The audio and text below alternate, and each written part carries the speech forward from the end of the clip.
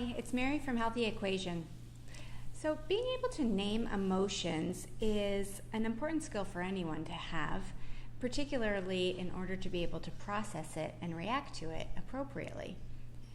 In my years with children, I have learned that understanding and being able to identify the nuances of different emotions is crucial for their growth and for their learning. And the two that they really struggle with the most are sad and mad.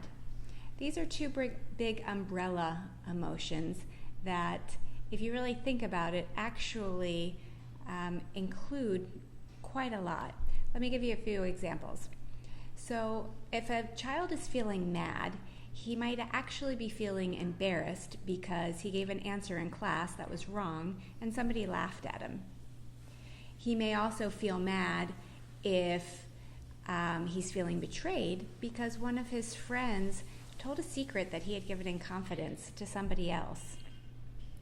Or he might feel mad if the person sitting next to him is incessantly tapping his pencil even though he's asked him to stop.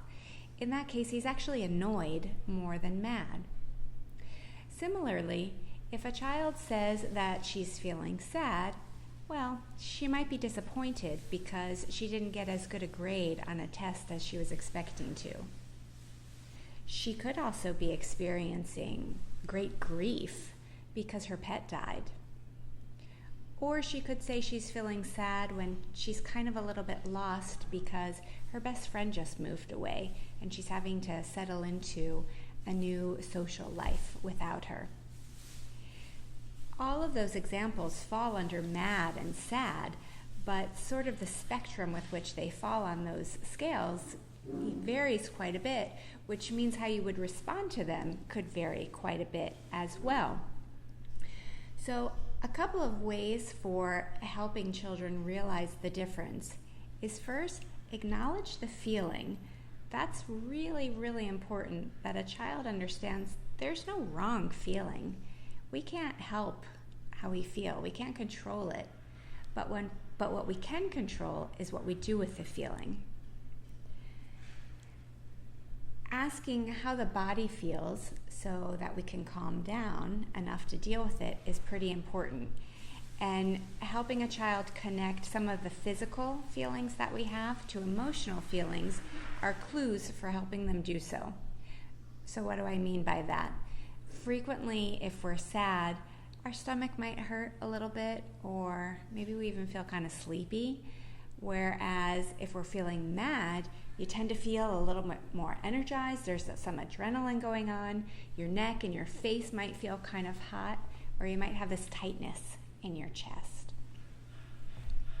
Once you've been able to identify that, the third piece is to talk it out.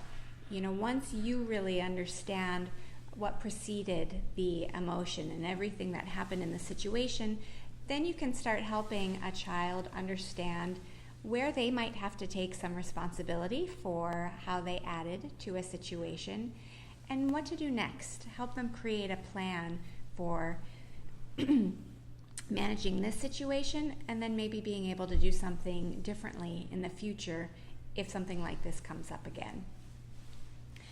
So to summarize, in order to help a child identify emotions and then be able to react to those emotions in a way in which they can be proud, there's three main things that you can do. First, acknowledge the emotion. Second, do a body scan. Help them make physical and emotional connections. And finally, talk it out and make a plan. I'd like to ask you today if these videos that I'm doing are helpful in any way, if they strike you either good or bad. Do me a favor and shoot a comment in the comment section below and give me a little feedback. I appreciate your time.